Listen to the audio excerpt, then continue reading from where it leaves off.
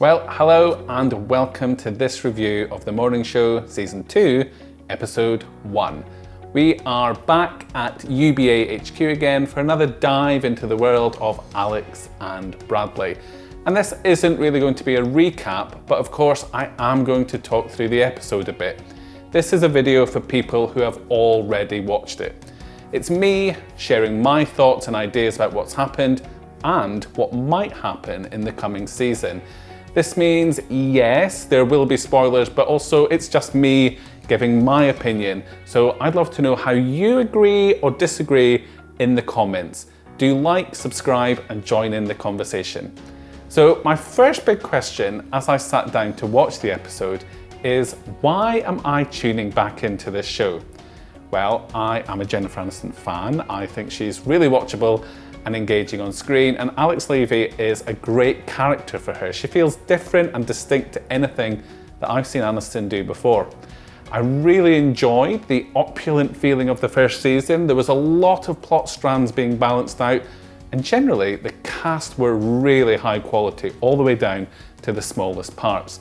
It's a fun show tackling big subjects in a really accessible way. I was trying to think what I was expecting going into this season. Where would we pick up? Would Steve Carell appear? Because that final pan out at the end of season 1 felt kind of final for Mitch. But also, Apple had released news that we had new cast members in Hasan Minhaj and Julianna Margulies, which is pretty good news, and I'm excited to see what they bring to the morning show. We have also been told that the show will be tackling COVID head on. The big question is, what is the fallout from Bradley and Alex's on-air revelations? And that is exactly where we pick up in this episode, called My Least Favourite Year. The title doesn't grab me, I think it's a bit boring. I assume as we're building up to the New Year's Eve party, bringing in 2020, when the world shuts down, that this is the year we're talking about. But was 2020 everyone's least favourite year? I'm not convinced that it was. It was a weird year for sure, but not everyone suffered equally. And some elections didn't go terribly for once. But it could also be the year, or the bulk of the year, that we've missed out on from these characters' lives. What else do you think this title might mean? Because I'm a bit confused. So after a very quick glance at the immediate aftermath of the end of season 1, we have the intro and a return to the shut down COVID New York, where the streets are gloriously empty. We're given a taste of what is to hit these characters, and then we skip back 3 months, and Bradley is singing and dancing with bleach blonde hair in the TMS studio with Hasan Minhaj. I'll come to that a little bit later. She wants a news job that seems to be opening up due to another disgraced male colleague, but it also seems like Eric Minhaj wants it too. Bradley goes to see Corey, who we thought was fired, but is now running the network. This conversation is so awkward and they are just dancing around each other. Bradley flat out states that she got the network to bring Corey back. She got him unfired. But we have a huge missing chunk. There is something really going on here. I want to know, have they slept together? But anyway, something is so off between them in this scene, and in season 1 they had a really natural rapport. Now they both feel like they are performing suddenly. This leap forward in time means we don't have all the information and that it's a very different feeling from season 1.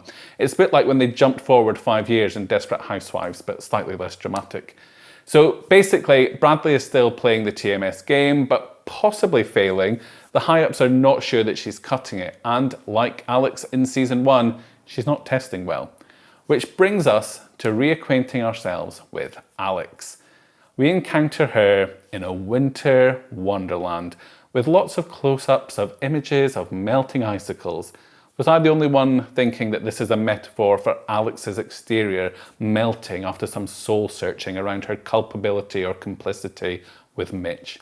She's writing a book and we get a pan over some books and magazines, including a Time magazine cover and a book that she's written before. It's a good reminder that she's accomplished because she does feel more broken this season. There have been really long-lasting ramifications for Alex. The best of which is her entire irritating family have been replaced by a gorgeous dog. I guess the family didn't test well either, and dogs always do. Aniston is a big dog fan herself, so I wonder if she invoked producer privilege here. So much happens for Alex in this episode, it's a complete 180 from season 1. Corey is chasing her to come back to the network. She says she would rather die. It's a very strong reaction. She must really be haunted by what happened in those TMS studios. A huge chunk of her life that she just wants to cut off suddenly. I really feel like Alex is being positioned as the central character in this season, which makes sense. She was the closest to Mitch, she had the most to lose, and she put the most on the line at the end of season 1. It has affected her, and we're picking up the story as she's being courted to return to the scene of the crime. What impact is that going to have on her?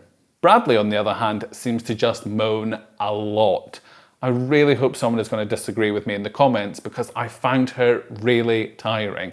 She has this amazing dream job, getting paid who knows what, living in central Manhattan, and she's so ungrateful.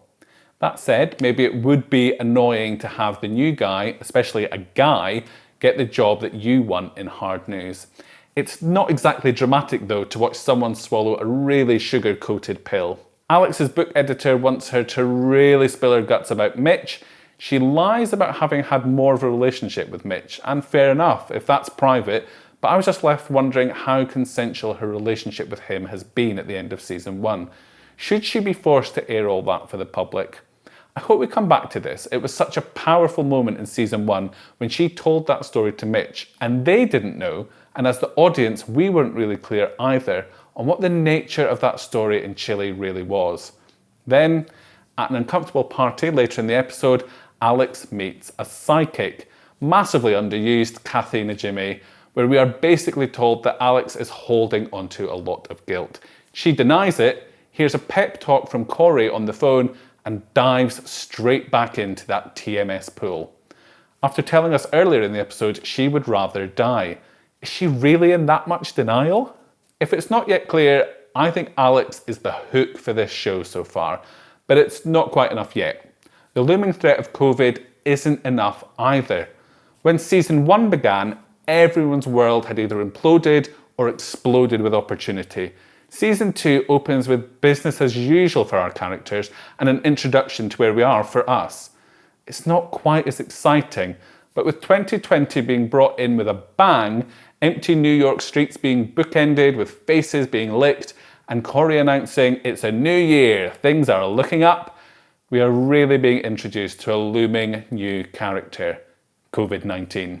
And I'm just not sold that COVID is enough of a threat for these multi-millionaire characters for me to be too invested. How much drama can be wrung out of Alex broadcasting from her penthouse apartment?